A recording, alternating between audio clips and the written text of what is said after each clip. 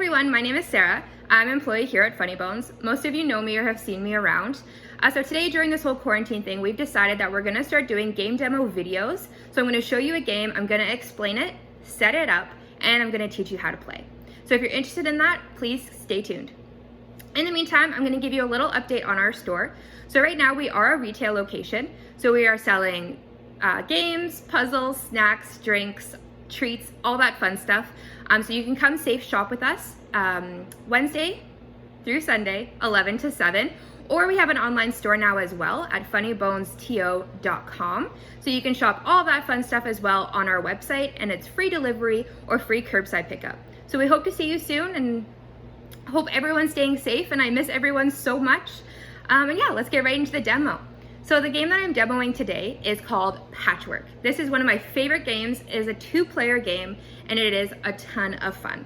So it is recommended that it's 8+, but I would say that probably a 6 or 7-year-old could probably catch on pretty quick.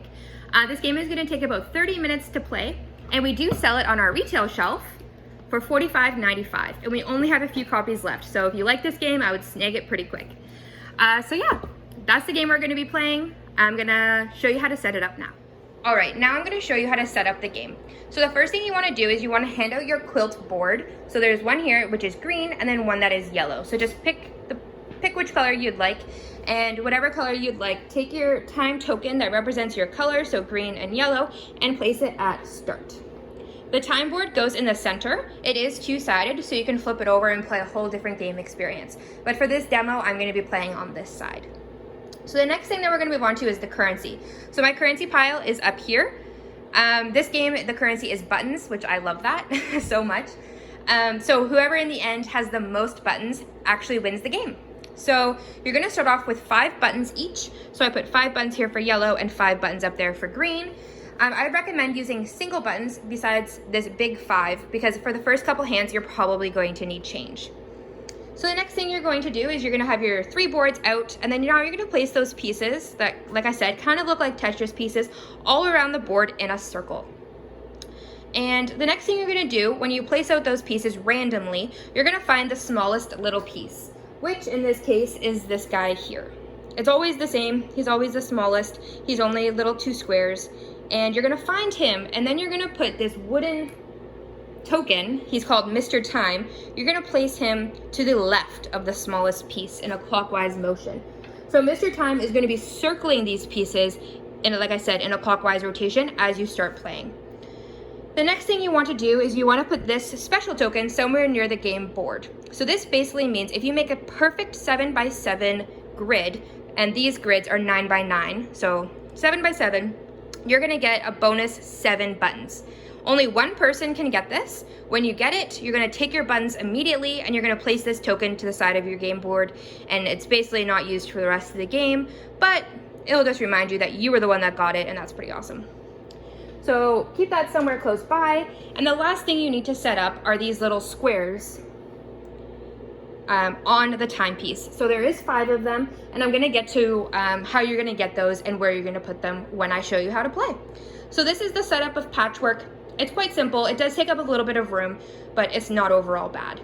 So let me begin and let me show you how to play. So now that we have the game set up, it is time to figure out how to play. So the first step is to figure out who goes first. The rules state whoever used a needle last will go first. So let's say, for example, in this case, it is yellow. They just stitched a pair of jeans and they're going first. So on your turn, you're gonna have 2 options. Either you can just advance on this time board and collect money, or you can purchase a piece. So let's bring it in and let's see what yellow's options are. So Mr. Time is currently right here. So, right here. So on your turn, you are able to buy 3 that are beside Mr. Time going in a clockwise order. So in this case, yellow would be able to buy this one, or this one. So let's look at a piece in more depth. So this 3 means how much it's gonna cost. So in this case, yellow would have to pay 3 buttons in order to buy this piece. They will move 3 spaces on the time board. So yellow would have to take their token and go 1, 2, 3. After purchasing this, they will take 3 of their buttons and place them in the bank, and now they own this piece. Now they have to put this piece somewhere on their quilt board And after they place it, they are not allowed to move it for the rest of the game. So let's say yellow wants to put it right up here in the corner. Okay, and now it's locked into position. And this piece I'm gonna get, or what this button means later, I'm gonna show you what that means later. So, the piece came from right here, so we're gonna move Mr. Time to that location, okay?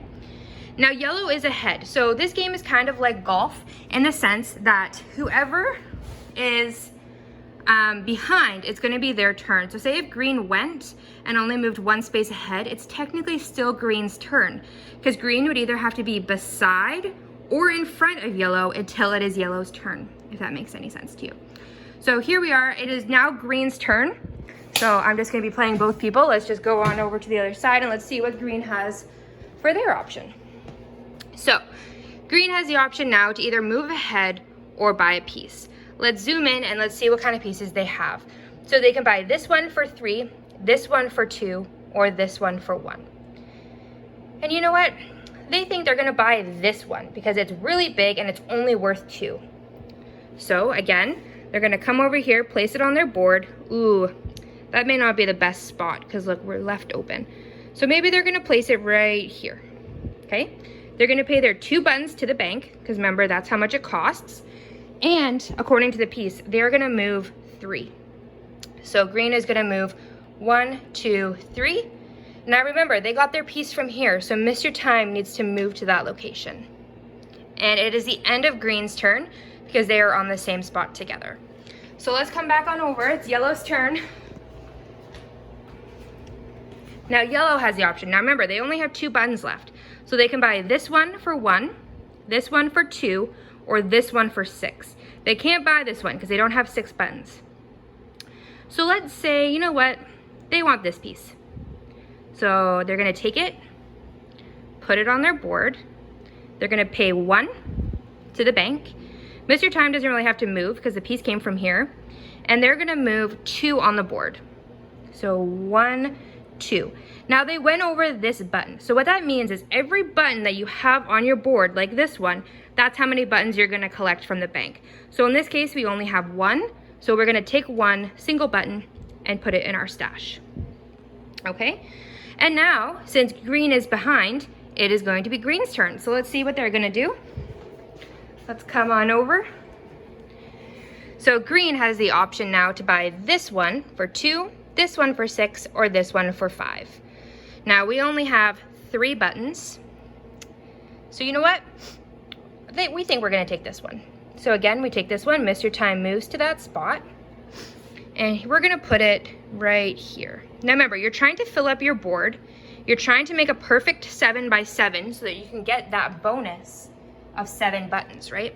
So now we have this. So we have to pay 2 buttons to the bank. And it tells us that we have to move 2. So 1, 2. So we crossed over that button 2, but looking at our board, we don't have any blue buttons, so we don't actually get to collect anything. So now it is yellow's turn. So we have 2 buttons, and we are able to buy 6, 5, and 10. Uh-oh, we can't afford any of those. So this is where advancing on the board comes into play. So I'm yellow, remember.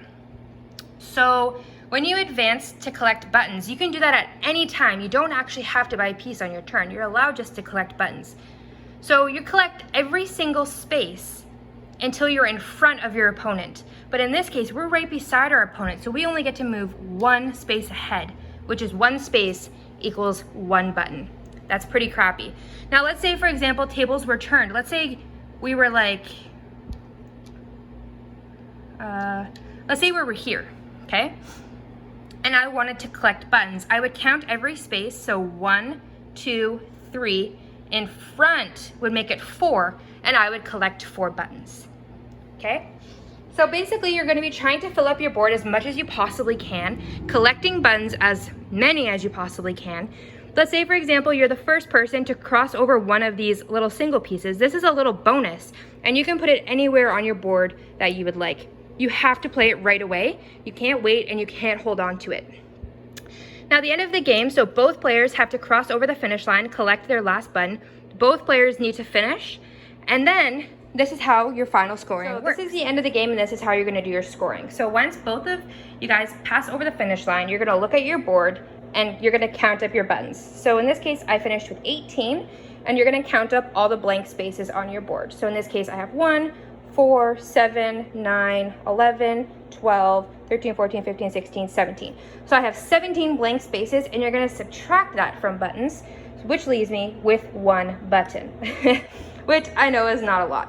So then your opponent will do the same thing, and whoever finishes with the most buttons wins the game. And that's how you play Patchwork.